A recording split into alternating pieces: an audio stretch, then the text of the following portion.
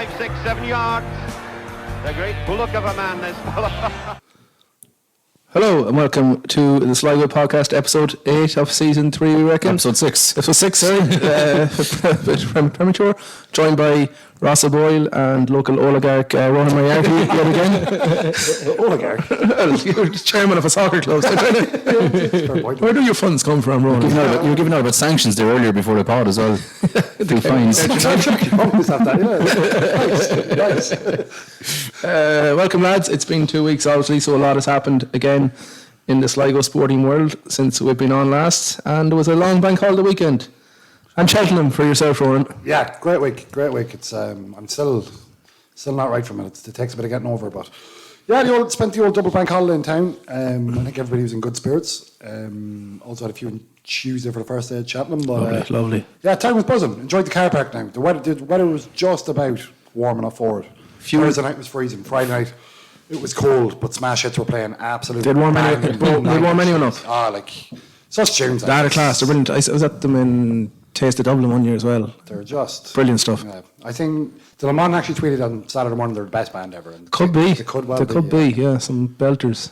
You won happy listeners with your lucky 15. Yeah, I met a few. Yeah, just shout out to Claude en route, who might have lost a few pounds in that lucky 15. That was a bit of a whim last week. But I didn't want to be thrown out favourites, and sure, favourites were winning all over the shit. They were. I didn't do much myself now. Bit of football training. Got up to a meet and greet with David May and Dennis Irwin Friday evening. Then drove up and down. It was lovely. A lovely picture you sent in of your. Yeah, myself and David May were chatting about our old centre back days. And how the game has gone.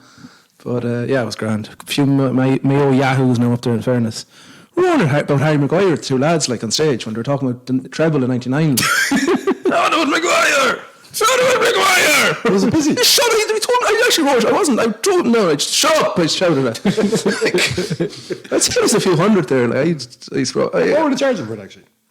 It was Christmas presents. I couldn't tell you. Right, okay. I went up with. I had a spare ticket as well. I went up on my own, drove up and down. So fair play to you. It's lonely. It's a bad week for me now, to be fair. It was. That was my very quiet one. Roscoe, you took in the Triple Crown. You were Yes, a very action-packed weekend. We had the christening, and then we had the Triple Crown. Big weekend now, very busy. I only found out yesterday that they kept the Aviva open for the England game. Yeah, so it was ridiculous. Unreal, like. It was like there was a good buzz after the match, and we were kind of thinking, what do we do for watching the match? And then it just comes out in the PA. We will be keeping limited bars open on level 1 and level 3 to show the France-England match. I was like, oh, sure, happy days, like. They announced that, like. Yeah, they announced it, like, and then it was pandemonium, though. So when we went out to the bar, and I was asking the staff, I was like, what's the story? Like, that's the first we've heard of it as well, like. So I think they more or less just finished up, 2/3 of the staff in the Aviva, 1/3 stayed on, and then everyone was saying, oh, this, like, it wasn't much crack. A small enough crowd was dispersed, and then I don't know who, some steward said to me, he goes, you want to go up to the premium level or level 3, like, and he was like, have you passed? And I was like, no, I don't. He goes, you'll fucking wing it, like, you'll be sound. So none of the elevators go upwards at this time, so you have to get an elevator to level 5, and then you get the steps down to level 3, and then you were straight into the premium, and the bar was open, and there was a massive crowd there. That's where me and Gordon Darce were hanging out. Darce, yeah. Lovely fella. Lovely guy. No, it was good. It was actually, look, most of those games I've been to in the Aviva in the last year, like, no crack, terrible atmosphere. And was the game on the big screen, like? Yeah, it was. Right. It was on the TV. People were still outside, People were just sitting out in the seats drinking, watching the game on the big screens. That's great. No sound, like, it was good. And, like, there was a big crowd inside, and it was good atmosphere there. It wasn't great for the pocket, though. The pints aren't cheap in the Aviva. No, but you know what? I must compliment the pints as well. They're very good. I was at the New Zealand game, and they were delicious Guinness. Yeah. Lovely Guinness. Jeez, it was great now, so... we had a good skip there now, to be honest with you, and then it was... Some sort of events, there's a good flow on it, like. Yeah, there is, yeah. I was at Leopardstown there after Christmas as well, and there was great flow, and the Guinness was lovely actually up there, so... Yeah. I suppose when there is a good flow on it. That's very good. So, lots happened since the last 2 weeks. I'm more tired today than you. You were out, and I'm fucking fresh, and I'm going to come back to myself today now. Very weird dreams this night. I dreamt I was caught in a love triangle with... Laura Woods from Sky Sports and Joe Hurler, England hooker. Yeah, they're going out relay for it. No, but I was, and it was a very weird dream. Laura Woods was also my teacher, and I was about to play for the Common Bunskull team in Crow Park at the same time. Right. But I was an adult. But Marla came in. What was Marla like? He seems like a nice guy. He came in to give a talk in the school, and he's a real hotshot, and she fell for him. I was raging with him, yeah. But you managed to still stay. I don't know, I woke up. You managed to still stay in the mix though. I think I did. I think the coming of Unso game had me in her eyes. Yeah. She's one of the greats now. There's a film in there somewhere. There is. Joe Myler, Laura Woods. Laura Woods is one of the greats. Actually, shout out to one of the other greats in Sligo town, Liam Bellew. Go on. We were out last Tuesday for the old Cheltenham, and Liam set his alarm for 8 o'clock in the morning to wake up to have a couple of fried eggs on toast so he could prepare himself properly. First race at 1:30, was it? First race at 1:30. So he had the fried eggs on toast. Purposely set the alarm for 8 o'clock. At 11:30, he tucked into a spaghetti bolognese. And the story was in Foley that, no, this will keep me going now for the day. I think he only made it till about 7:45. So fried eggs and spag ball aren't... No, like the spag ball at 11:30 now, I thought. What about the He make it himself? Yeah. So you're starting at 10:30 in the morning making a spaghetti bolognese. It was great for chant purposes because like Liam Bellew, spaghetti wagyu. It works. We had a few different variations on the ending. But we had another a listener of the pod, Dr. Patrick O'Sullivan, who had a loaf of white bread. Dr. Pat, oh yeah. He had the loaf of white bread before the 12 He had a full loaf of white bread. Loaf of bread for Sokach, man. Yeah. What the fuck? like I just thought it was how many slices in the loaf? 20 at Lent, 2 heels as well. Like for that Tuesday, like I would try and get up as late as possible because you know it's going to be a long day. Yeah. But he specifically wanted to get up at 8 so he'd have the stomach for a spag ball at 11:30. Be a lot of nervous tension waiting for 5 hours, would there be? Yeah, you're waiting around. Yeah, I don't know. The guts would have had a nice once them first bits of beginners hits with it, the spag ball. Interesting. The two boys were on the Spintex, I believe. Very good. Oh, lovely. Oh, something I noticed today actually. Do you know if you're coming back from Tubbercurry on the way to Sligo again, and just before Connery there's kind of a V, not in the road, because on the side road, a few houses, and a V. Just you see a dog lying there. Yes. He must be dead. Oh. I haven't seen him fucking once now. I only realised today. I go there. I realised last week, and I had to come by today, and he wasn't there. So I repeated that dog if he is The guy dead. in Charlestown will be there. Who? The guy in Charlestown. Who's the guy in Charlestown? That's always standing around the alley there in Charlestown. I wouldn't notice him. I go by every day, twice a day nearly. Yeah, no, there's a guy in Charlestown that's just Yeah? waving. About halfway up through Charlestown, there's a wee alley there outside his house, I think. No, Keep an eye out for him. I don't know if he's still there, actually. he's could be dead too. Does anybody know actually? Let us know if that dog is dead, by the way, if you live out that way. And another question for our listeners from that Charlestown area: the JJ Finance, is that open again for the pints, or is it just the hardware section I open seen now? the side door open there last week, I think, but maybe he was just bringing something in. Okay. Because we're planning a trip up the Mayo way now in the first week of May. Mm-hmm. On a Saturday, we're getting a bus around up there. Yeah. Going to Claremorris to Jimmy Sline's pub first. Yes. And then work the way back down. To Yeah, we Sligo. did we a couple of years ago now when the form wasn't great after a couple of losses. We did a mystery tour, I remember that actually, yeah. and we got the lads on a bus and visited all the pubs in that area in an evening out to Bunanad and Charlestown. It was a great old bit of crack. See, there's some looking at you in Bunadden, a crowd of rugby players fucking arriving in. There was, and we had a WWE belt with us as well. And we challenged, we asked them who was their best drinker in the pub, and we did a challenge with whoever it was. So we were necking pints with sculling pints, and whoever won the race got to keep the belt. So the belt was lost in Charlestown. Oh, what's the pub on the left hand side? Just two. Murray's. Yeah, Murray's. Yeah. So the belt was lost. So I think it was Shane McGuinness from Carrick was sent back in again to win the belt back before we got back on the bus. So we sent him in. He got the job done. It was either Shane or Jake Sexton, but whoever it was, we got the belt back for us anyways. That's not the first belt we've been drinking with around then places. Remember that time in Charlestown? Yeah, yes, that's right. You tore a strand jersey on me on the Saturday morning. You did, and you had a fishing mitten. Yeah, an oven glove. An oven glove, yes, a fish. Yeah, which actually made it to some festival that we were at pretty soon after. It made it to Rory Gallagher Festival. This is 2006 now. There's a photo of us. That was us. We went into the pub. What could have been Murray's again? Saturday morning, yeah. And we...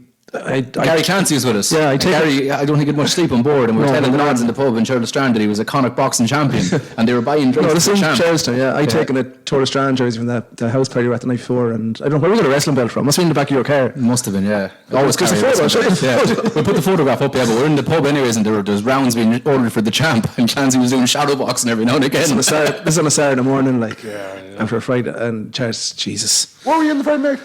You're the 21st of a girl who worked in the bank or Ross I never met before. Sharon Kelly. And Gary Clancy, shout out. Never met. Like. Well, actually, her father, an American fella, KD's bar. Yeah, that's his bar. It was his bar.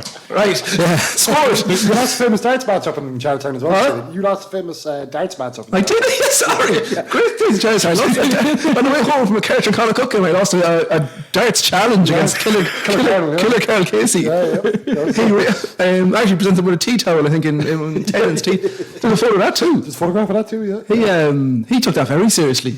Yeah, what he likes his darts, Carl. Likes his darts. Yeah. He was trying to wave me there at the Rovers Dundalk game. He was stewarding the away fans. So best of luck, yeah. We'll go to sport. So a bit coming up with Ryan Mc Enroe, the Strand Celtic manager. They're in the Connacht quarter final this weekend against Athenry. The league is coming to a close, so a few weeks left in that. We'll chat with that, Murty. We'll chat with the Rovers, of course.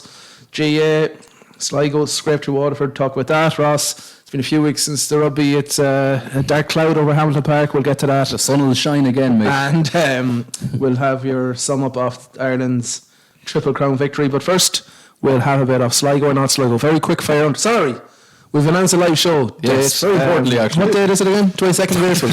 I can't remember.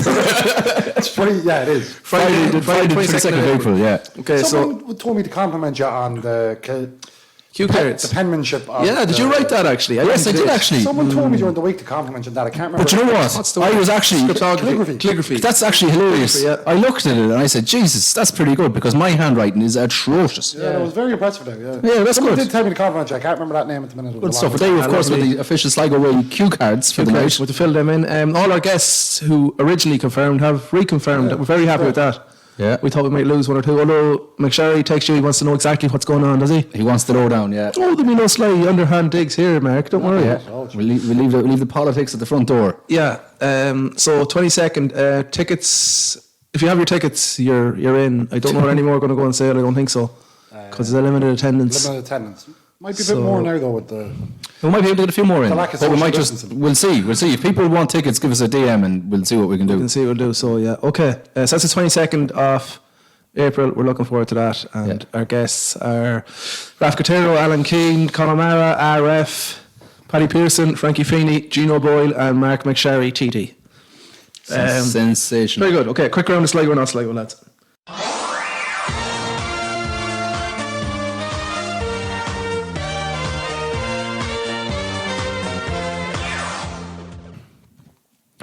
Okay, back with Sligo or Not Sligo. Quick fire this week, lads, because saving a bit for the live show in a few weeks' time, and of course our other show, our next show, anyways. what am I trying to say here?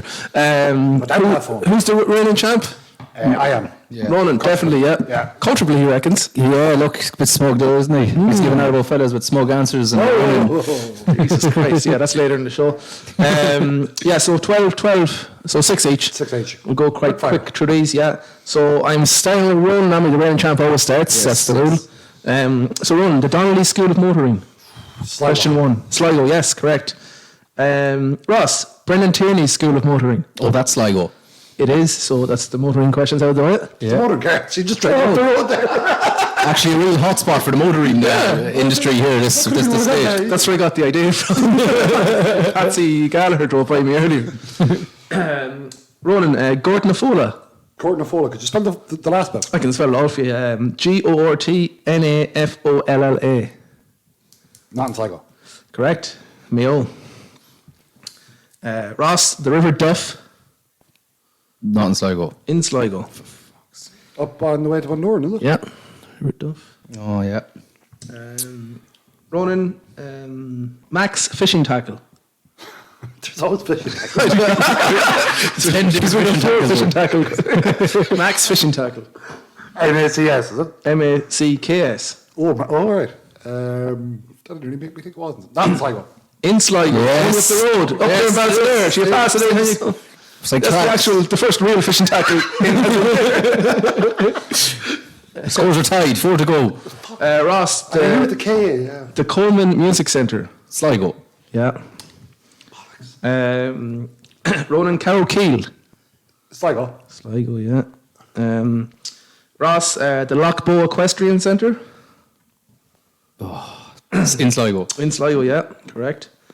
Ronan, Always there. Whether questions ever existed there. It was the question with the questions. I thought it was a little trick, that one. Yeah, I thought it was a previous show. I knew that both was the questions ever. we're sticking with equestrian centres. Ronan, Rydham Cowboy Equestrian Centre.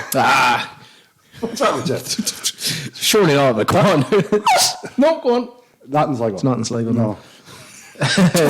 Ross, Pablo's Beauty Salon. Jesus Christ, there's about 10,000 of them in fucking houses there. Not Sligo. Yeah. There's a man called Pablo fucking run the beauty salon. Like, I wouldn't know. Like, there's about 10 beauty salons here on the doors. People have Check on that previous one. Pablo. So crazy Italian. You want a Brazilian? But actually, the Brazilian's still on the go. Sorry, go on. No. Actually, the other day when I was in getting the haircut in the place there, Guys and Dolls in Ballysadare, the fella who was the Roberto's manager came in and he looked like Adam Sandler in what's that movie, Hidden Gems? Yeah? Yeah, like with the gold chains, the black top, and he came in. Like, Where was this, sorry? This is in the hairdresser. Oh, sorry, So yeah, the manager Roberto's come in and he was like, hey, how's it going? How's the haircut like? He's like, maybe you need to get me cutting hair. So he left anyways, and then the lovely lady said, yeah, he comes in every day asking can he cut hair. He reckons he's done a hairdressing course and he wants to come in and do a bit. It was an enjoyable aspect of the haircut, yeah. So that's good. Hope he gets the start. Right, just one left H. Dyke's disco bus running. Not in Sligo. Not in Sligo's right. And Ross, for you finally, Big Jabs Boxing Club. It's the boxing club out there. Not in Sligo. Big Jabs Boxing Club is not in Sligo, no. A tie. A draw. So Ronan holds the title, 5 each out of 6. Not bad. So Ronan holds the title. Max Fisher's a bad one to lose. Especially when you put the K on it, on reflection. Once you put the K on it. Well, look, we'd have to go overseas. Oh, no. Yeah, go bang in the steering wheel when you drive by it now on the way home. Okay, we'll come back. I hold on to the belt, like. I beg your pardon? I hold on to the belt. You do? Yeah. You're undefeated there. Let's be humble, please. Okay, we'll come back with Ryan Mc Enroe, the Strand Celtic manager's interview, and a roundup of junior soccer and the Rovers.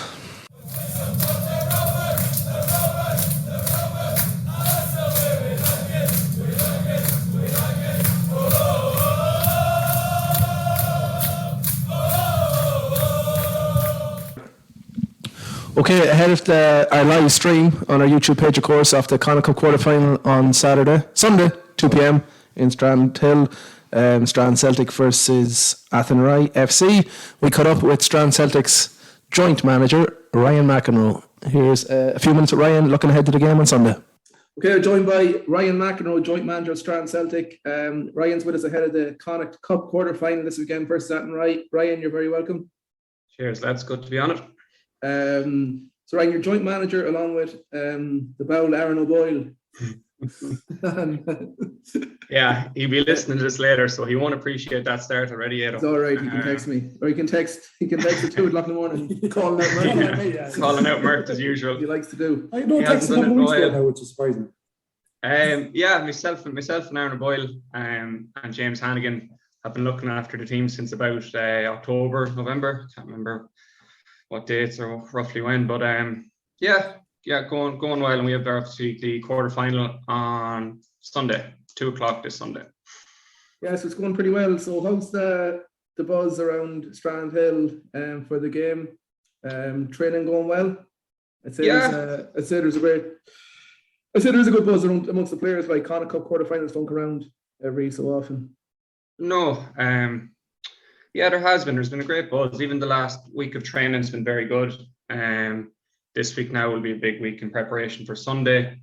The lads they're buzzing, they're hungry, and they're motivated, ready to go for Sunday. A lot of them, it's their first ever quarterfinal in the Connacht Cup, so it's a big event for them too. Yeah, and you're facing one of the favourites for the Cup, Athenry. I think they've won it 5 times. What do you know about Athenry? Or have you done your homework on them? I do, but I couldn't really tell you though, could I? But no, there's we've done a bit of research on them. I'm sure they've done the research on ourselves too. They're always up there this side of this time of the competition. They usually get to the quarterfinals, finals, semi-finals, final. I think they won it 5 years ago, maybe 6 years ago. Yeah, they're a good team. They'll have a lot of experience, but after the last round, all we wanted, lads, was a home draw. That's after we got the home draw, we were just like, we don't really mind who we get after that. So we were just happy that the game will be in Sligo and in Strand Hill. Yeah, you got the home draw. So the Strand Zero we buzzing, as we know, we're doing the live stream of the game ourselves on YouTube. Myself and my co-commentator Ronan here. Yeah, looking forward to having a go with a few of the lads now. Yeah. Especially after what happened in McSherry Park a couple of weeks ago, the lads were having a pop-up so. Not me, Mert. Not me. No, in fairness. That was your last league game. Your last game actually was 2 weeks ago. You bet Carton 5-1. 5-1, yeah. So going back on that, you're on a serious run of form, Ryan. How that must give you great confidence into the game at the weekend. Like you're unbeaten in I don't know how many games, and you picked up wins against Carbery, Cartron, and everyone in between in the last few months. Yeah, like since about Christmas, lads, it was kind of. We just kind of said to the lads, what do you want from the season? And in fairness, like they've reacted well. We're getting huge numbers to training, and there's lads away in college and working in Galway and Dublin, and they come back, during the week or weekends to train. The results have gone our way. We've been, we have been playing some good football at times. But that just goes back to the lads. They're, as I said, they're motivated and they're hungry, and have been since probably about Christmas time. Tell me about Dylan Martin, because I don't think he's talked about enough when you see what the goals he's hit this season.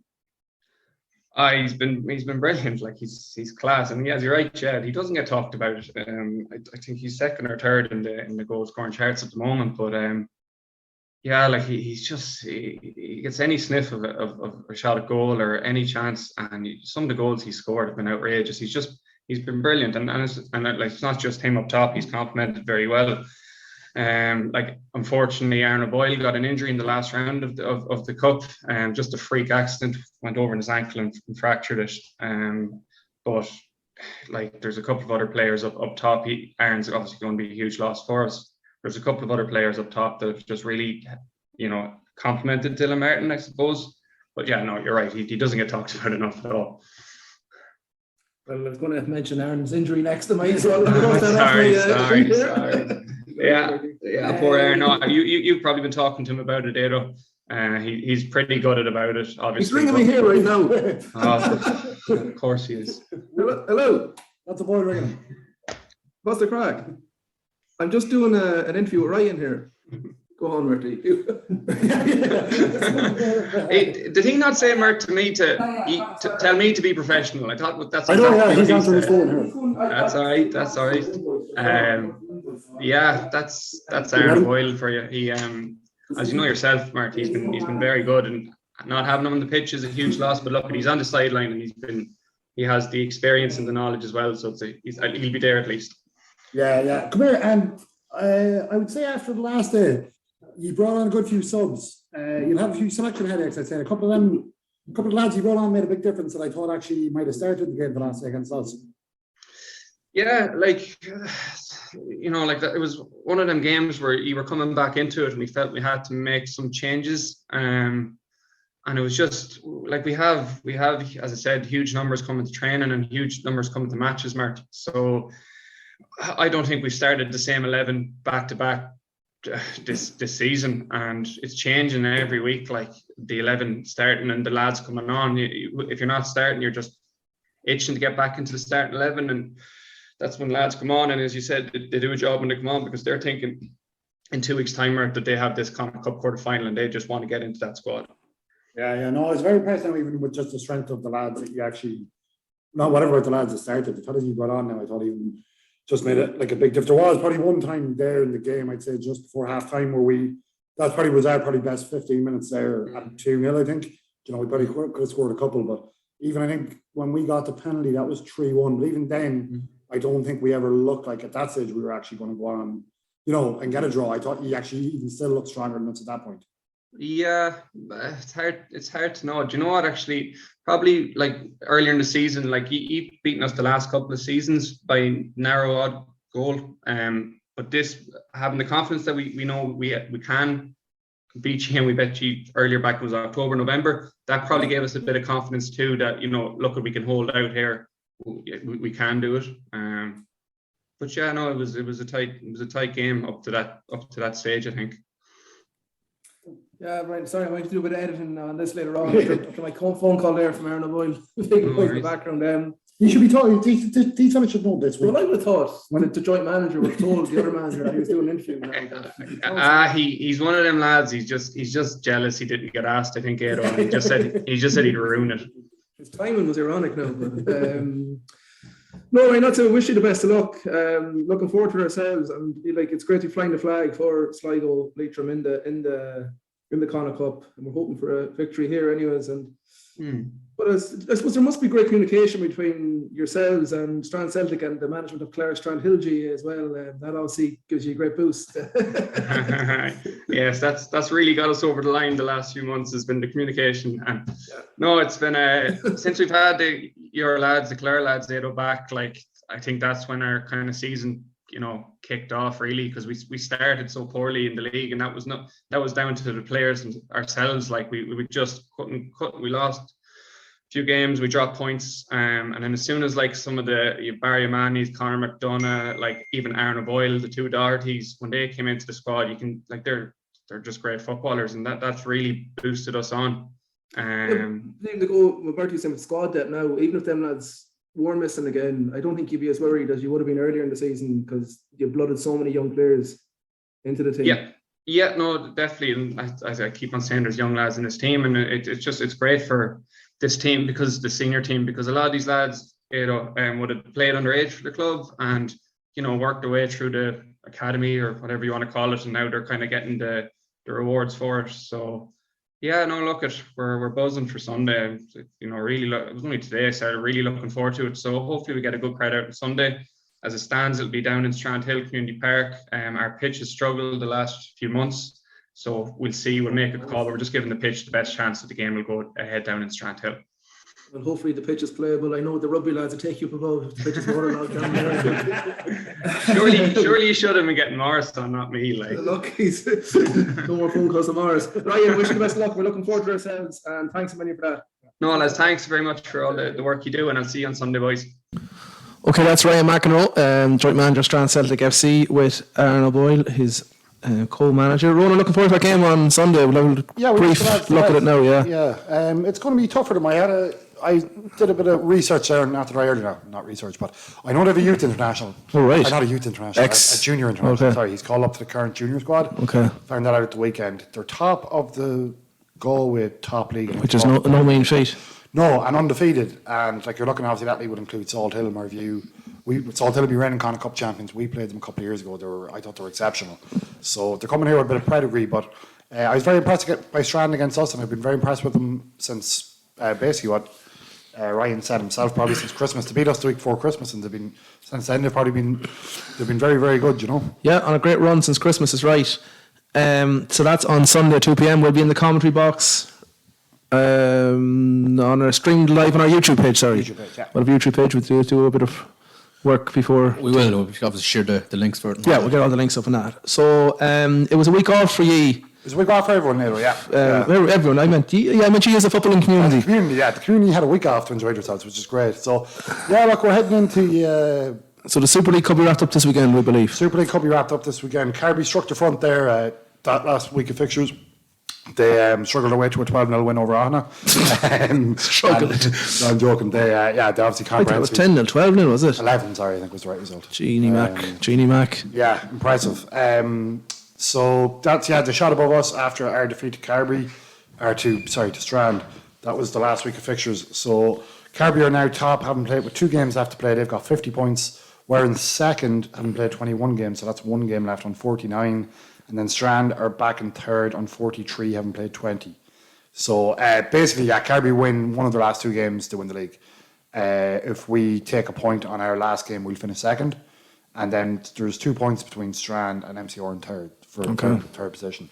Down the bottom's where it's all happening. Down the bottom's where it's all happening, yeah. So Merville's relegation was confirmed. They're on 11 points down when you come down to it for the playoff spot. Clifton had a big win there a couple of weeks ago. So you're looking at one team's going to go down and one team's going to go into a playoff between Ballymote, Anna, Arrow Harps and Real Tubber. So Ballymote they've all played the same games, 2 games left each. Ballymote on 17, Anna on 18, Arrow Harps on 20 and Real Tubber on 21. And there's a couple of big games down there. I think Arrow Harps play on this weekend. So it's as I say, one will get relegated, one will go into a relegation playoff. So I suppose we'll discuss the fixtures later on. But yeah, it's the business time. There's 2 weeks basically left of the leagues, and both leagues will be decided in the next couple of weeks. Yeah. So I suppose, unfortunately, from your point of view, we're expecting Kirby to lift the title this weekend. Look, it went like whatever chance you had of them dropping points once, it'll never happen twice. We kind of the day, look, you know, they beat us that day. I think that was the day whoever won that game, I think, was going to go on and win the league. Disappointing for our end, but like I don't know, like I hear a lot of stuff of like, oh, Cartron will never beat Kirby or Cartron will never catch Kirby. This is only our second full season in Super League. Do you know, we came third the first year.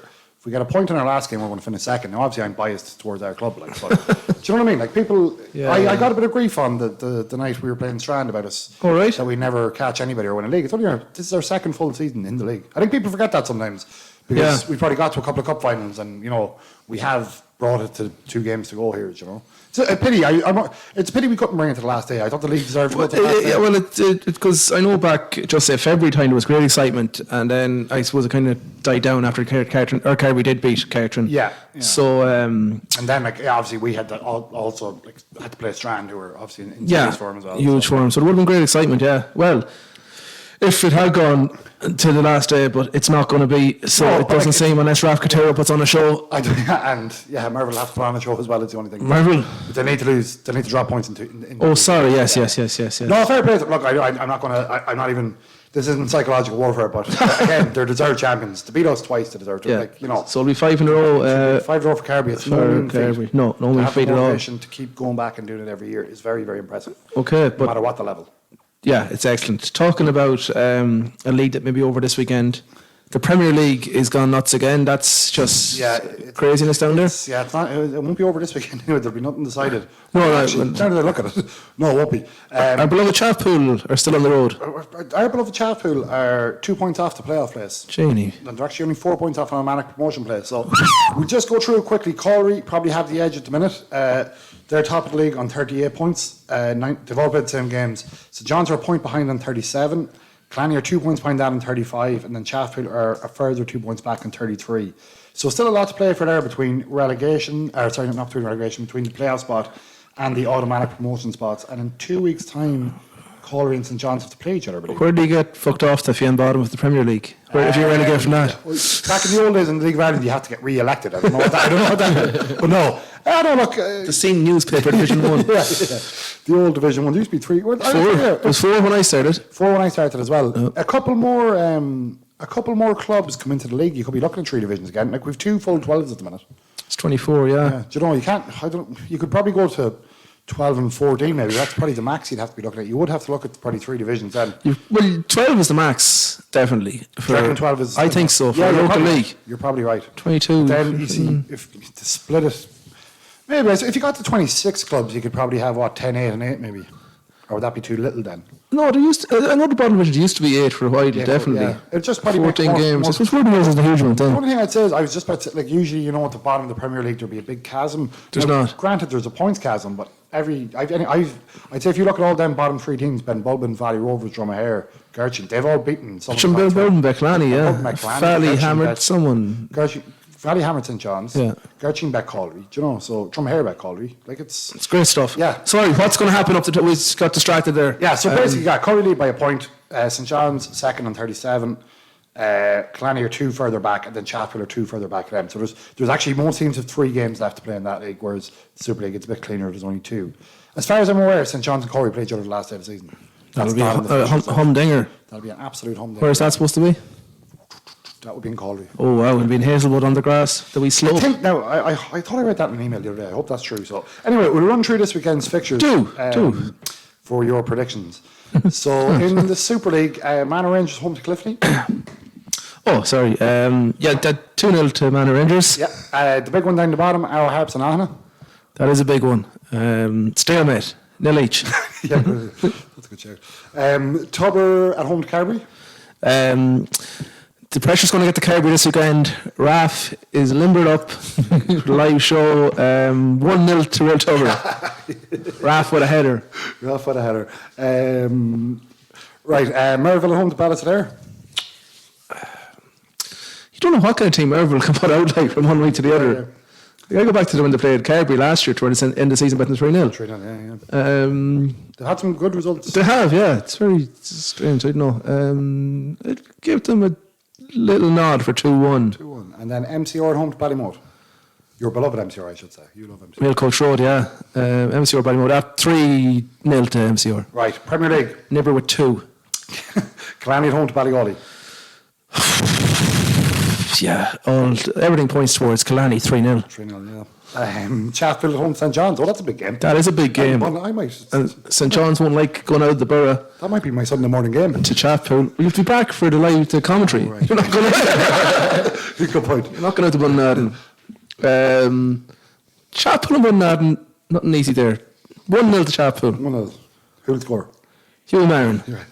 That'll make him bring Hugh to 24 goals for the season. Then at 2:30 we have Carrick at home to Enniscrone. Yeah, that's the one that everyone's been talking about all week. It should hard to separate them. It'll be 2-2, I think. Collery at home to Ben Bulbin. 4-0 Collery. And then Valley Rovers at home to Garchin. 1-1. And are you going to make a prediction in the big Connacht QF game? I don't know. I don't know. That and Ryan obviously this massive pedigree, so you don't know. But Strandon flying for him. I think it'd be an absolute cracker. I'm going to go 3-3, and I don't know who's going to win extra time penalties. Right, we'll quickly switch to the Rovers, Murty. We'll go to the women first. They got their first win down in Cork. Gemma McGuinness and Emma Doherty with the goals. You were saying Emma Doherty's only 17 years old? Yeah, I hope I have that right. Yeah. But no, I think I went to the first game. Was that before we had a pod since? I went to the first. No, I don't think we have, because I went to that game against DLR Waves in the Showgrounds. That would have been after our last. First one, yes. They played Piedmont. But I was very impressed by them now in that game. And I know DLR would be quite strong. And then, look, as a member of the coaching staff said to me the weekend, anytime Rovers go down to Cork and get a result, it's a good result. Yeah. And 2 ways. It's fantastic to get off the mark so early. Be it Turner's Cross or Porky Queeve or the Mardyke. Just thinking of places in Cork, really. Musgrave Park. Yeah. Many victories down there, Ross? Yeah. Very good. Yeah. There you go. So 2-1 win, and they're off the mark early enough. Because they've had the two best teams probably play. No, I don't know who joined for the league, but the two teams you'd know the names of, and they play Bulls on Saturday in the Showgrounds at 2:00. So I think they got 945 for the first game. So I'd say they'd be hoping to get a few more of them back. Whether it's picking up and all that, Jan. Fair play to them. Great win down there. Yep. So well done to the Rovers women. They're off the mark. Good start continues for the men. Although, a 2-2 draw in Tala. Never a bad result. But when you're 2 up, I suppose it makes it look a little bit different. But it's been a really impressive start, Murty. Yeah. What was your feeling on the game on Friday? I suppose, look, we were lucky to be 2-0 up at half time. It has to be said. 2 great goals. From Fitzgerald and Keane is on fire again. Actually, I suppose last Monday, Rovers comprehensively. Sorry, that was the last one. Keane got a hat trick. Yeah, Keane was still 40-1 and running for the top. I seen there was a tweet put up about that. I seen that. Yeah. So a few of us struck there when he'd had the hat trick. Great win at home then. Not that it was a free hit at chance. I thought Finn Herbst were actually probably for the first 20 minutes. No, they played just long ball. Yeah. For the first 20 minutes, Rovers didn't really do much, and then they just struck. Excuse me, that was kind of. I was disappointed conceded though. There was, and there was a kind of moment there where Herbst had a half chance at 3-1. But anyway, I thought it was comprehensive, that game, but it was just. It was the first goal in, it was, I think, but it was very scrappy until that goal. And then pitch probably still not helping us. It probably helped Herbst, I thought. Probably would have helped Herbst. It was better. Yeah, it was actually, yeah. But it's still, hopefully now, there's a good break on until that game on the 2nd of April, so hopefully that. The women are playing this weekend. The women are playing on this Saturday, fair point. But anyway, Friday night, 2-0 up at half time, you're buzzing. I'd say half the time we were singing we're going to win the league. But look, Ed had a great first half, Sharms had a lot of the play. Then they came out in the second half. The penalty, do Rovers get that penalty in Tala? I don't think so. No, I don't think they do either. And then look, it was just total backs against the wall. Once it got to 2-1, it was going to be really hard to keep it at 2-2. Or to keep it at 2-1, sorry. And they scored with 10 minutes to go. And then even in the last 10 minutes, Ed makes a couple of great saves. I seen someone made a good point. I agree with it, because I was thinking to myself, if Greg Bulger was there, he might have just took the sting out the game, a bit of cuteness. Go down, take your fight, couple of minutes here, couple of minutes there. Yeah, in a game like that, especially up there against them, it was was a pretty bigger game for them than it was for us. Like if they lose to us, they're 4 points behind and we've a game in hand. Do you know, like, I know it's very early. They still didn't get any points at home against us, which they would have. I'd say they'd always marked down as 3 points when they. Yeah, there's a bit of a top 4 or 5 developing at the minute, and we played all of them, and we've played Pats, Shams, and Derry away, and none of them have beat us. Yeah, that's true. Very true. Someone said to me during the week they've had 3 draws. That's the same as 1 win. If you have 3 draws against the bottom 3, fair enough. But not against teams that away from home, direct rivals, away from home. Well, hopefully now the pitch gets sorry, not to bring the pitch, but hopefully it doesn't backfire now when we actually suffer at home with the bad pitch against these things. But I suppose, look, Shams want to play football and Pat, so it might be the same for them. Yeah.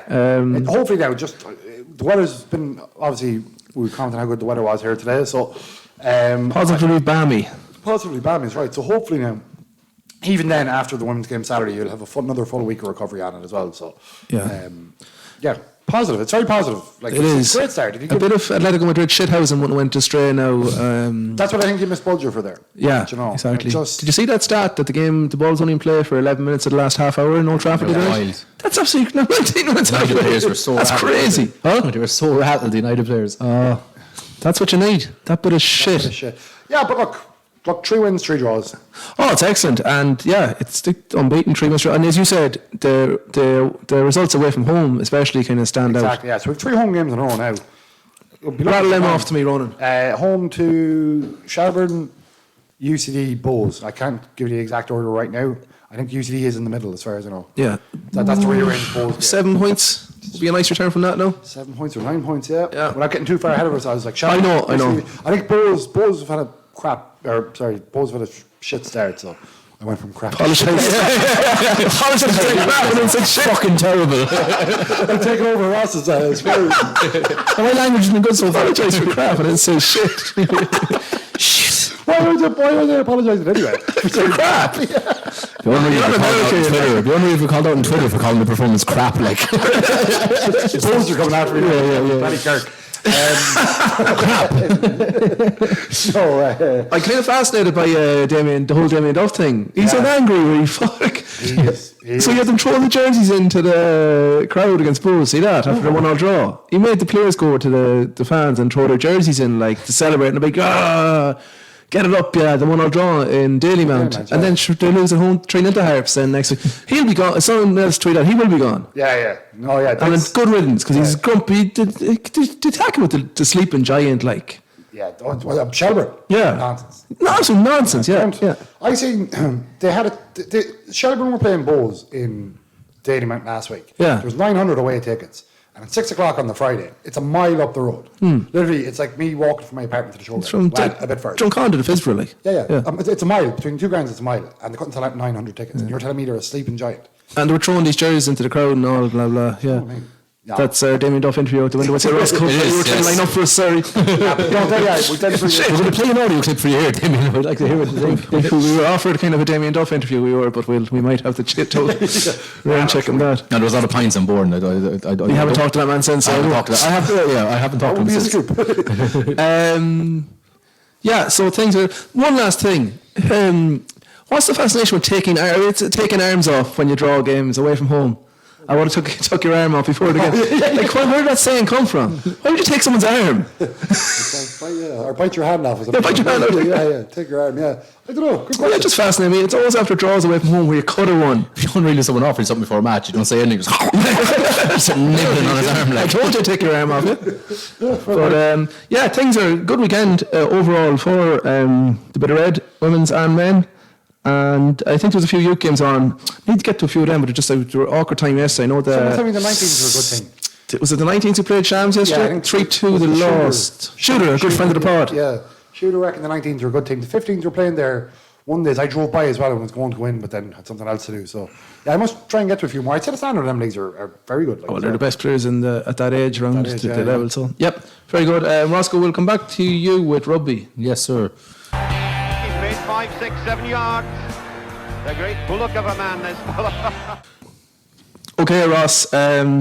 Since we were last with you, since we were last here, in my sitting room, kitchen, you're back on the pitch again for the AIG clash against Blackrock. You welcome Blackrock and 2 ex-Sligo men to Hampden Park, and unfortunately, it was yet another defeat, Roscoe.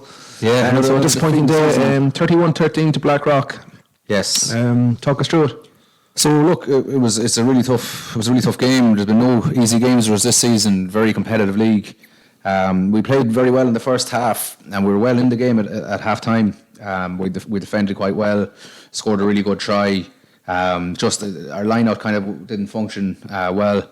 Blackrock probably played the conditions a little bit better, and I think we were worn down a little bit, and then they kind of broke free towards the end of the game with some good tries. Now the first try they scored was a really good try as well. So I suppose that really puts Blackrock firmly in the hunt for the top 4, and unfortunately our aspirations of the playoffs now, that's finally put to bed now. Mathematically we won't be able to break into that top 4.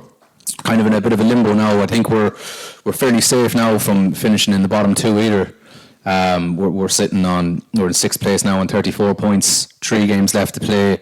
Ballina are 9th on 22 points, and Galwegians are at 10th on 11 points. So basically what happens now with the bottom 2 teams, Malahide are 8th on 23 points, so 1 point between them and Ballina, so they're going to have a bit of a dogfight there for those bottom 2 spots. How many points are you on again, sorry? Pardon? How many points are you on again? 34? 34, yeah. 34. So basically what happens at the bottom 2 is they play each other home and away, and it's score aggregate. Aggregate? Love that. Yeah. Love that. It's a wild one, isn't it? Played a minor B championship game against Bunnaden over score aggregate. The Barrel Kieran Donald was reffing, and there was wild scenes in the second game when the scores weren't totted up properly. Yeah. Did you win? We drew the first game, so the permutation should have been very simple for the second game, but we ended up winning, but I don't think we won. We ended up winning the B challenger that year. But anyways, sorry Ross. So that's the situation now. In the Blackrock game, there were some positives. There was a massive individual performances. Ross Hickey, who's been in serious form this side of the season, and he's getting a lot of games in a row. Which is, the more he plays, the better Ross performs. He was our man of the match, voted by the players. Ryan Feely scored an individual effort, as per usual. He does the individual efforts, he does the team efforts, and then Hubert Clivari finished off a nice break from Guilherme. So there was some good attacking prowess. Ewan Brown, usually so accurate with the boot, and you could put your house on him. He just had a bit of an off day. With a couple of kicks. Now none of them were gimme kicks, but I suppose with Ewan, his kicking is so good. You think nearly every kick is a gimme kick with him. So we potentially we could have been in the hunt there. We were in the hunt into the last 15 minutes, but Blackrock were fully deserved for their team, for their victory, and a bit of power they had a bit of power now. The 2 ex-Sligo lads now they're 2 hefty lads, like they're adding a lot of considerable bulk to that Blackrock, and I don't mean that in an insulting way, like they're just 2 big units, add a lot of thing, and Blackrock really played a real old-fashioned kind of style with their pack, really focused on the set piece, the scrum, and then they had a couple of backs with a bit of polish, and they scored some nice tries. It has been a tough second half of the season. We've used a lot of players. We've had injuries, but we have to realise as well. Like I suppose at Christmas we got really excited. The top 4 was looking like we were second going into Christmas, and probably thought we were a bit further ahead than we were. We had to appreciate we had a new coaching ticket in, a lot of new players in, a lot of new young players coming through as well. So it'll stand to us for next season. A very tough league. We have 3 tough games left. We're going to Malahide this weekend. Now Malahide fighting for their lives. Okay, so that's an absolute must-win game for them. And we've Dungannon at home the following week, which is our last home game of the season. And then we go away to Wanderers, who are 5th at the moment, who will be fighting for the last day. So, arguably, Dungannon will know if they lose next week as well, that they could potentially dragged into that bottom 2. So 3 really tough games left, and it'll just be an opportunity for us to put a positive note onto the season, and for us to really get something out of it and get a bit of momentum for next season, and we'll rebuild and get ready for pre-season. I have to give a shout to the 2 Sligo boys who did give him, Kieran Cassidy and Matthew Cosgrove playing Blackrock. I was at the game. I didn't even notice Kieran Cassidy scored a hat-trick. Yeah, that's fairly standard from second row. Yeah, that's outrageous. And the same thing as well. I was watching the game as well, and it was only when I was told it in the clubhouse afterwards as well. Didn't notice it at all. Yeah. And you were obviously watching out from the whole game because he is Sligo lad. So that's crazy. After Cosgrove was at number 80, he had a 50-22. Yeah. So they really rubbed the salt in the wounds. So the boys put on a performance now. It fucking breaks your heart, but if they put in a good professional performance, they were obviously up against their home club and knew the eyes would be on them, but they stood up to it. And I think Blackrock were probably hurting from that last minute victory we had against them up in Stradbrook. Des Cosgrove now had his divided loyalties. He done a fair celebration when they scored the first try. Blackrock. talk, yeah. It wasn't very veiled, was it? Yeah, there's fist pumping going on inside, no hot. Look, you support your son's team. You do, yeah. And continued sponsorship of the club is well appreciated. But so that's all your side of the ladies are playing, are they? The ladies are playing at the weekend now, so this is our first season with the resurrected ladies team. And they my nickname, no? Not yet. Not yet. I'm not even going to try and put one on them. The mermaids. I'm not putting the nickname on them. You put the Seagulls on the Seagulls on the lads, yeah. The third. So they got a day out in the sports grounds last week. They lost 20 points to 17 to Westport. Now Westport are a fairly established team in that league. It's like they were winning it, and they were actually pushing for AIL recently enough. Oh, right. So it's and I know a lot of the Westport players, they moved on to Galwegians, but they're still a pretty good outfit. They've been, they're established. Was that kind of initiative to get the women's team games in the sports? It wasn't. It wasn't a special cup game. No, it's the plate, like, so obviously the junior cup. Then you play similar to what our juniors are in this Sunday against Ballinasloe. So they actually, that sounds like a humdinger. Yeah. So basically, I'll finish off on the ladies first of all. They were 17-15 up, probably with about, I'd say, 10 minutes to go. They were looking really well, and I think Westport scored a try to put them 20 points to 17 in front, but Sligo were attacking the line in the last play of the game, and then a penalty were awarded against them, and Westport kicked it out. But huge pressure, and just really nice for the squad. They ended up having 30 players this season that they used. 11 players was their first time playing rugby in general. It's just a really good experience for them. I know they didn't get the trophy, but to get a medal in the sports grounds presented to you after playing a match will really stand to them, and hopefully it gives them an appetite to come back next year. And the other big thing as well is our under-18 ladies actually had a 45-0 win against Claremorris in the semi-final of their cup competition. So there's a fantastic crop of girls coming through from the under-18. So great stuff. Really good things happening there, and shout out to Guilherme Cogetto who's been coaching them, and Kathy Mills and Jean McConnell who've been looking after them. So thanks for the hard work, and to the girls, you'll be back bigger and better next year. What has happened? Okay, the Grammar. You love a Grammar, Ross. Picked up yet another senior cup. Yeah. How much is that? I don't know how many it is exactly, but it was their first one now in a couple of years. You captained the Grammar School in the senior cup final, Ross? Yes, I did. Adrian, against the Jazz. So who a repeat of last week's final. Yeah. So I suppose that was nice for them to get one over in the Jazz. So Jazz also bet Summerhill in that year 3 years ago when I was coaching in the final. So the Jazz are a bit of a bogey team for me. So I was happy to see them get bet, because they were by all accords the big favourites going into it, and talked themselves up quite big. And Grammar just a really I don't think too many real individual players, they just played as a real team. Every game of the season. Dug out. The defence has been serious, and I was talking to Jimmy Gavin, their head coach, after the match, and he was just telling me it's defence. They stuck in there. I think Jazz had the lion's share of the possession. And that sports ground, it's always a ridiculous wind. It's always a game of two halves there. So they really stuck in it. I think they turned over a lot of ball on the line. The Grammar, they defended, and then they took their chance and they scored a try in the last play of the game to win it 15-10. So well done to them, lads. A nice feeling to get a senior cup, something they'll remember forever. And also shout out to Adrian McHale, was on commentary duty, Ocean FM. So it was good to hear old Age on the comms. He did a great job. So well done to Jimmy Gavin and the lads on a senior cup. Could I just to stick on the Grammar for a second, Ross? There was a tweet up from Ocean FM just before the game with the Grammar song rolling.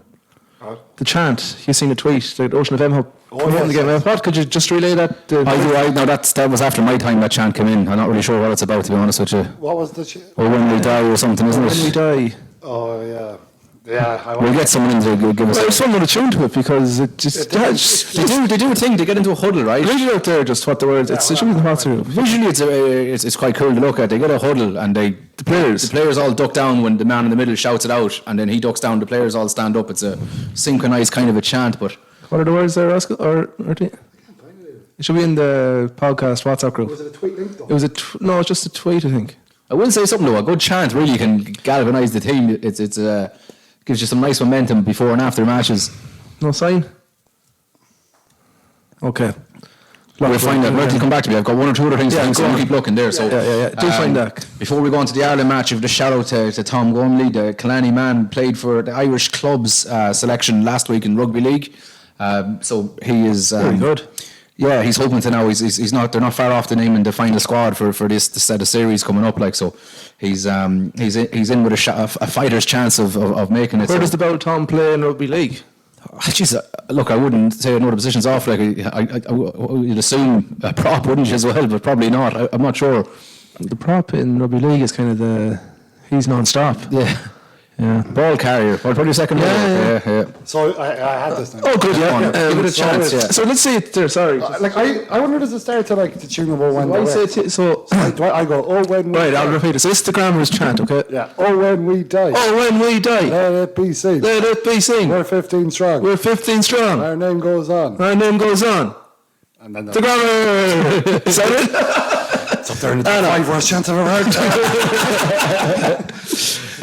Never be. Give me an S. Give me an Underhill.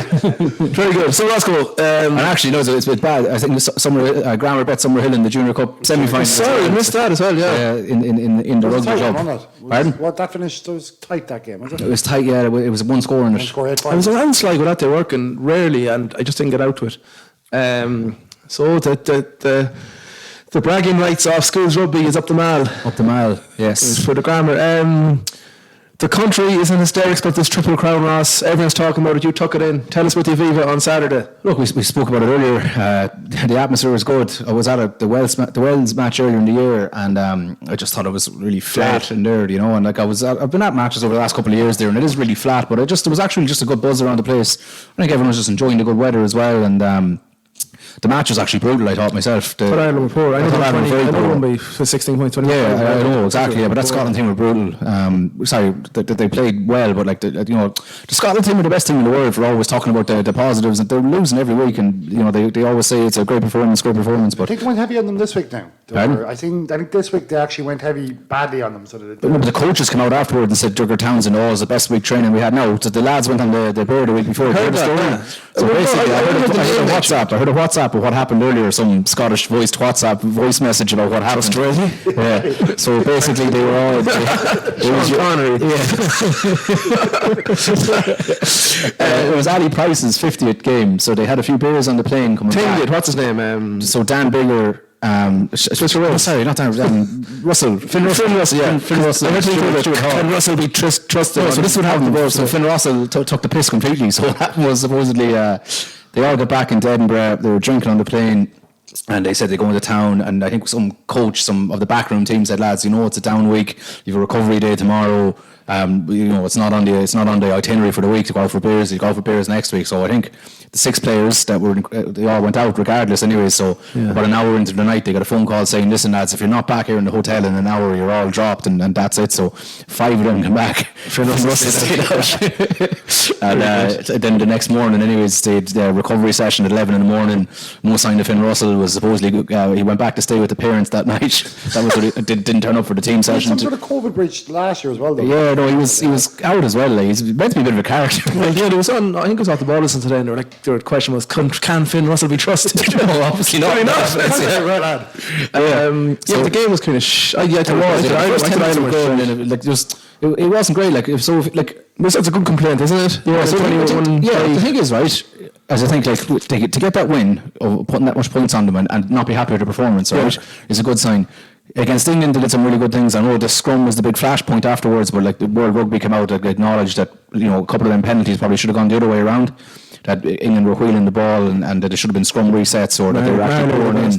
Yeah, so look, Joe Marler, yeah. Something was on his mind. So the England game was obviously a lot of, they got the win there as well. The Italy game, I don't think they were brilliant against Italy as well. But the thing is, like, probably happy not to have the Grand Slam because, like what's happened to us before in the World Cup year, you think you're unreal. So let the French have it. Let them go in there as the favourites and see how that pressure. Jouer.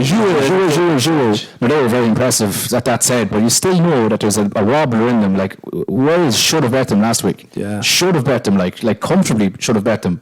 They just butchered so many chances to score.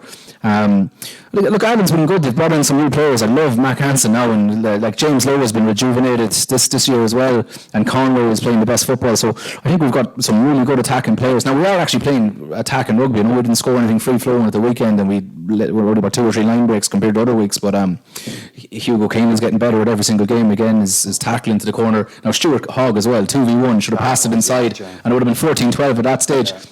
Sexton's such a rat, like he came over to them patting on the back, like, what's the score, mate? What's the score? Like, lovely stuff. Yeah, but I enjoyed the Italians now on Saturday. I was going to give a shout out to our Italian cousins. That's my last thing.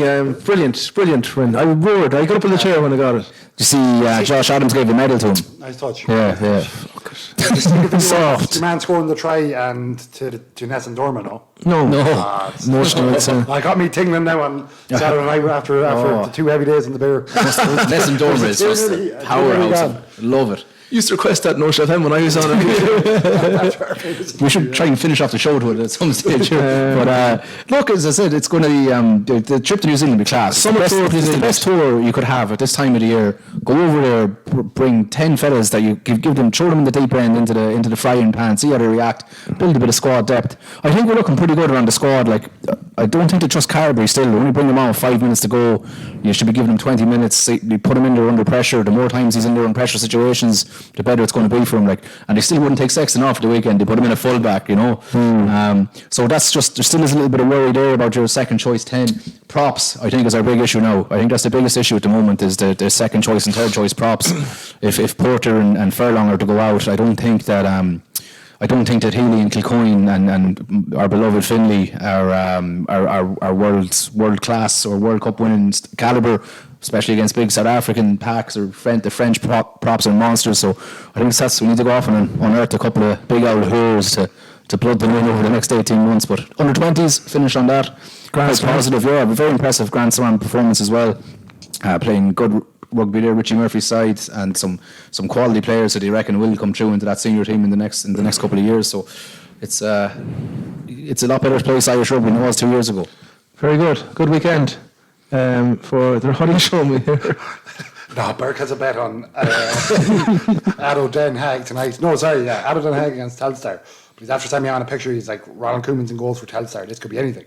So I was like, obviously he's not the actual Ronald Koeman, but turns out it's the son. There's no denying him, is there? No, I thought it was some rugby. I thought it was Finn Russell who was showing. Sorry, that's just. Finn Russell's nickname is White Chocolate. White Chocolate. Lovely.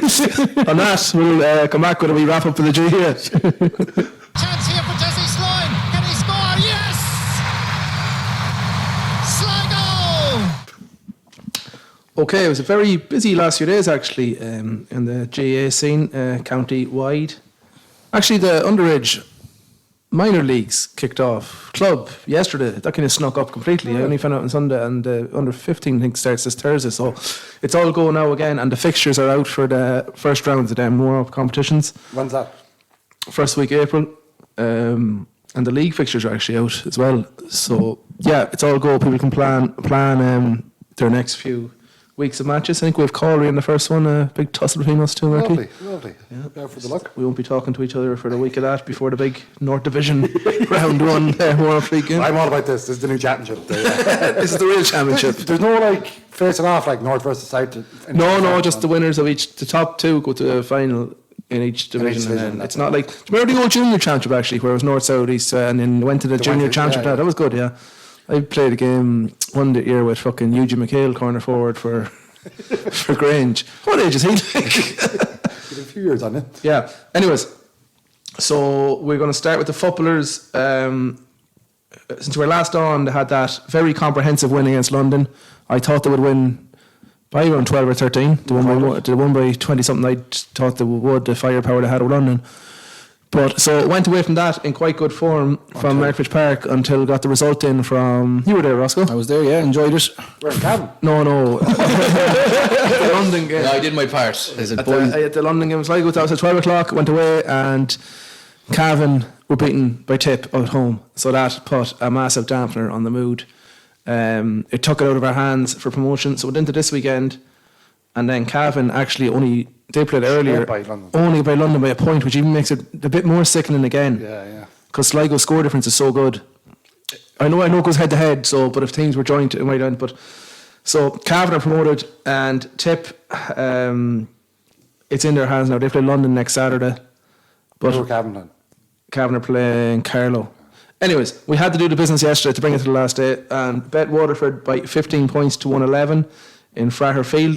Got a few complaints from a few people at the game that goose shit was all over the pitch. One of the worst inter-county pitches I've seen in a while, they said. So where is Fraher Field in Dungarvan? Walsh Park is the main ground, and that's over. And yeah, Fraher Field. Fraher Field in Dungarvan, which is right on the sea there. Very specific that it's goose shit. Goose shit, yeah. So the geese must have flocked in from the bay in Dungarvan there. It's that time of year, lads. It's that time of year. Yeah, I've had a few instances of goose shit myself in the past. Our old soccer pitch for Clare Rovers down in Lachine used to be peppered with goose shit, and we'd go clear it one Saturday for a Sunday game. The game couldn't be played if the goose shit wasn't lifted.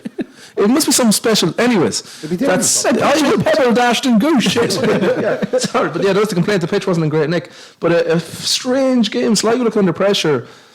And Niall Murphy missing the course is big. Pat Hughes is out as well for a while, and Eddie McGuinness is still out. I know Peter Laffey got back in the bench. Pat Spillane is also still out.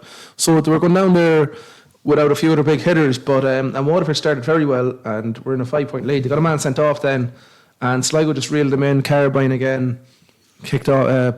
Was kicking the points over. He was called in that London game. Very good, yeah. Very good player, yeah. Very good. He's getting better every game.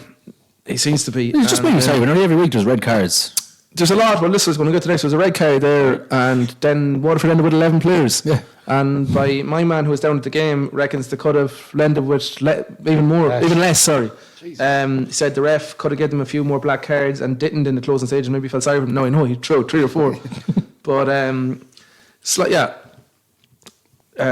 didn't start overly well, they said, and gave away a few frees. But when they got momentum, things went better in the second half, obviously, and tripped over a few points. I think Nathan Rooney done well when he came on as well off the bench. So it was a good win to get, because it would have been a real disappointment after picking up whatever points we have to not go down and beat Waterford, who, although the tip of the weekend, I said Waterford +4 might be a good shout. Yeah. No, Waterford +4 was. And it came in, obviously, because if you look at Waterford's standing in the league, they may be down the bottom, but their score difference shows that they've only lost a few games. Like they only lost by a point, obviously Sligo. I think a point to Wexford the week 5 before. 5 games and they're -14. Yeah, so by 2 to 3. 2 to 3 points each game, so they're not that bad. To go down there wasn't a bad win at all with the personnel down, and obviously it gives the fellas who come in a chance to impress.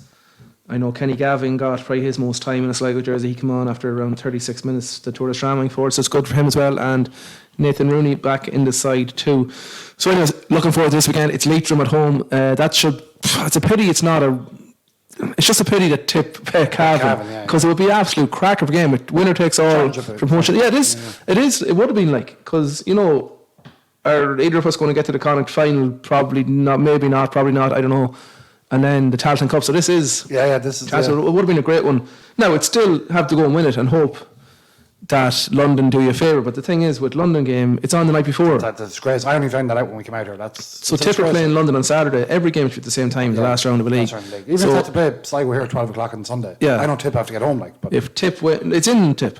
What's in Tip? London have to get home. London have to get home. Yeah. But if Tip win on Saturday, it makes the Leitrim game, which should be one of the biggest games in the whole country, irrelevant, a dead rubber. But anyways, we'll go to that next week, and hopefully Sligo wins. So that's the seniors. We'll just go to the underage very quickly. The 20s were in the Philly McManus. Who the fuck is Philly McManus? Philly McGuinness Cup final or league final, whatever you want to call it, against Westmeath. That was on St Patrick's Day, 2 o'clock, and they lost to Westmeath 4-11 to 2-14.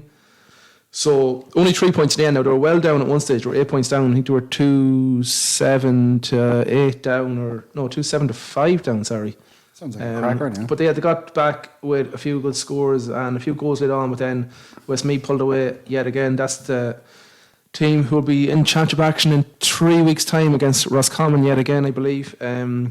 Hopefully can pick up a win there. It's a few years since the 20s had a win, so it'd be great to get a win against Roscommon there. Obviously there's good signs. They won all their group games and that, and only for a slow start, it seems, in Beacon on Patrick's Day, Thursday. I was going to say the weekend, but it was Thursday, St. Patrick's Day. They weren't too far away. The minors got their first win in the Connacht, or in the Ulster Development League. They beat Fermanagh 3-8 to 2-6. Definitely game of two halves because they were well on top. I'm not sure, I didn't get any reports, I just got the scoreline here. Because they were well on top early, and Fermanagh made a bit of a rally, but a 5-point win for the under-17s managed by David Caffrey there. Our hurlers are into the Division 2B Alliance League semi-finals. Their first year up this high in the league. It's the highest they've ever been, and they're into the semi-finals. They played Donegal and that. They drew with Wicklow 3-17 apiece. I think they were reeled in late on, but the draw is enough to put them through. Ron, you have a bit of a report on that match. Intern, we had another intern on the field. That's two interns we had out this week. Yeah, he's out on the field. He was Fred Turbine was down there in Wicklow at the game. So what's his name? Freddie Turbine. Freddie Turbine. But it's not so Brian Turbine's young fella. Yeah, they're from out there, clearly roundabout, yeah. So the report roundabout. Go on, the report, go. So the report we got from Freddie, they started very well with early Gerald Kelly Lynch goal. 2 more goals for half time from Andy Kilcullen and captain Fidian Cawley. Had them in a commanding 3-10 to 8-point lead at half time. There was a couple of forced changes to injury due to Paddy Foley and Gerald Kelly Lynch. And then Wicklow took control in the second half, played their way again back into the game. Eating away into Sligo's lead. They got a last-second goal to equalise, basically. And when Jimmy Gordon, the Sligo goalie, pucked it out, the ref blew for 3-17 each. Great game. Andy Kilcullen was given the man of the match by Freddie. Now, Sligo ultimately knew that Derry had beat London, so regardless of the result, they were true to the semi-finals. So next week, that's Donegal, yeah. So the top team goes straight to the final and that, and Derry will play off. And Donegal, obviously, on the second still get the whole advantage. Sligo played Donegal early in the league, obviously, in Markwich. Not a huge number between it. There was a few red cards. I think there was a few very early red cards in that game. If I could be mistaken there was a bit of needle in it, I suppose. So very good chance to go beat Donegal. I'd say that'll be in Letterkenny. I think they play most of their games in Letterkenny, but it's great to be in a semi-final in the first year that high. Even look, not looking too far ahead, but even if they did get to the final, play Derry, I don't think they'd fear them a huge amount because to play them in the first round of the league up in Celtic Park and put in a great performance, and it was pure winter conditions that day. So yeah, things still on the up for Sligo Hurlers. Big thanks to Freddie Turbine there, her intern from St Mary's College in Ballister, who was at that game and gave us that report. We have to mention one last thing, the handball, of course. And Ballymote man, Cormac Finn, Ballymote boy, man, he won the minor 4-wall All-Ireland Championship. Massive achievement. Big achievement, yeah. And there was huge celebrations out in Ballymote. Ballymote's Cormac Finn. So he won that in King's Court during, it's on Saturday, and there was great videos of his homecoming. So have to give a big shout out to Cormac, definitely. You've seen a few of the videos on... Yeah, and there's a great picture, I think, of him celebrating just after that. There is. I just going through that. Sorry, I stalled there for a second because I only seen that Carly Cooney also was in the under-17 girls final as well. She obviously wasn't successful, but so it's great. Obviously, big handball community out there. Yeah, it's back. It's great sport. Some fitness in it. Unbelievable, yeah. Ballytown used to be big into the handball here as well. Yeah, there's still a couple in Colonia, I think. Right, okay. Because I always see someone on Facebook. But yeah, so Cormac Finn is the All-Ireland champion. That's all you have to say. Great news. Yep, big news, and well done, Cormac. And hopefully that'll lead to some adult titles in the future for you. I like his jersey now, I have to say. I don't know if you've seen it. You've seen the video of him celebrating. It's a white and black. I'm not sure is that an actual Sligo jersey or what does he have, or maybe it's just a general handball one. And there's a great photo of him. I presume that's his dad. He's in his arms there. So well done, Cormac, All-Ireland champion, the Ballymote man. We'll just do a quick roundup of our other sports around the county, and we'll be done then. So you're not good at sports. It's a very small part of life. Sports. Bart rides up in the front seat today because he's a good guy at sport. Sports. Just a roundup of our the other sports going on around the place. We better start, lads. Well, we want to start anyways with the basketball. So they had their quarter-final playoff on Saturday evening, and it was a nail-biter. I was only following it on Twitter, and big shout out to Circle Crowley, who was doing the updates and tagging us in them. I tweeted at one stage off our page that the All-Stars were in control. They were think they were maybe 10, 12 points up, and the next tweet it was level. And that's both funny like that, though. It is, yeah. If you had a run at all, and momentum, big time, yeah. So and it was then it kind of got back to 5 points, and it was coming to 2 and 1, and they finally pulled away at 1 by 5, 91-86 in the end against Father Matthews. That leads us on to Shane was telling us last week how the playoff system works. So home semi-final next week. In the Mercy Gym, 7:30 against IT Carlow Basketball, the Scallion Eaters, as they're known. That's on at 7:30 in the Mercy College Gym. So a win there, and we're heading to the National Arena for a final and a shot at the Super League, which would really kick basketball. It really would, yeah. Kick basketball off. Get your tickets in early. Get your tickets, yeah, they're on sale now. I got mine there. Really looking forward to it. It's the first Saturday evening free, so I'm really looking forward to going in and seeing it. Hopefully, big crowd again. I said it will be. It's the last home game of the season, realistically, anyways. So a win there and 1 game away from the Super League, and we'll be going to the National Arena, will we? In Tallinn, isn't it? The scores are up there. My battery went on my phone, unfortunately. I know Keith Jordan had a big one again. That's okay, Ron. You don't need to look. We'll have it all. Big updates. We'll be firmly on the All Stars bus this Saturday. So big win, and well done to all concerned there. Shane, of course, is on with us 2 weeks ago for a very enjoyable interview. Yeah, good reaction. Good reaction. Apart from man in Ballina, I believe, Ross. Yeah, apparently. I'm angry. There's a bit of an angry man in Ballina said he wouldn't listen to it if he was paid to. Yeah. Really? Yes. Yeah. Some basketball man in the pub. But sure, there's rivalry, like, so it's It wasn't Liam McHale. Dior. It wasn't Dior, whatever. It wasn't him either. Yeah. But anyways, that's good.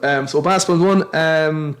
Ronan, Derek Fox has to get a shout out. He was the Sligo winner at Cheltenham. He was, yeah. He winner of the Ultimate Chase, it's called. Board Corrick Rambler, I think it went off 11-1. It's funny because it's a running joke in our Cheltenham group. I don't think I've ever backed the winner of that race. Just in all of my years gambling that particular race, I don't think I've ever backed the winner. And yeah, I sat in Foley's while everybody else around me cheered it on, and I was nowhere to be seen again. But no, in fairness, it was great. Great, right? He was out the back the whole way, and then brought him up with a couple of fences to go. You could see it two fences out that he had plenty of horse on him. And yeah, great to see him win. He was very unlucky in one of the grade ones. Then later in the week, he came second on a thing called Ahoy Senior. That was in one of the big races. It kept clamping through fences, and nothing he could do about it. But he actually did a great ride on it. He's a real household name now, isn't he? Very good, yeah. There was obviously one of our national things, like the TV polls you'd see for like ride of the week. He would have been winning it, I'd say, until Florin Porter won the Stayers hurdle. Danny Mullins wrote that, and then Rachel won the Gold Cup on a Plutar. But it really was. It was probably, in my eyes, it would have been the best ride of the week. It was brilliant. So it was. Derek Fox still keeps going from strength to strength. So yeah. Quick round of a few other things. The cricketers, they were Ballina again, actually, and they succumbed to defeat there, so I won't say much more about that. And a special shout out for a Sligo lad who's playing volleyball, actually. He had a win there in the All-Ireland quarter-final. Stephen Austin, he plays for the Rathkeel Rattlesnakes out of Limerick, and I think he's some sort of point guard, maybe net minder. And Stephen Austin was involved in the Rathkeel Rattlesnakes win. So stunning, yeah. They go ahead to the volleyball semi-finals. Okay, lads, that's great. Good show. Back in 2 weeks' time, and that'll be our last show before our live show. So thanks for tuning in. Give us another like or whatever on the socials, Spotify. Give us an DM us if you want a ticket. DM the tickets. We'll sort them out. You actually start getting your questions in for the live show. Yes, I need big audience participation for this. And potentially any of you songbirds out there that want to do a bit of karaoke on the night. We still have the karaoke competition. Still going. It's going ahead, of course. Yeah. It actually asked me the other day. I might have someone for that. He was more looking for a dance off, actually, maybe. We know that karaoke. Our normal guest interaction, so get your questions in for that. We're about 4 weeks to that. So good show, lads. Yep. DM if you need tickets. Like and share. Thanks very much. I'm going back to where the beach is near. The beer is dear. There's plenty of women out the crack. Walking here we are in the final second. The whistle is gone, and Sligo Rover is now the champions. By the riverside, you can watch the tide as it flows. No, I'm being told that Average Joe's does not have enough players and will be forfeiting the championship match. It's a bold strategy, Cotton. Let's see if it pays off for him. Very tight, and the right is playing out over the fence. Out in there, he's the corner. In the bookie shop, I done.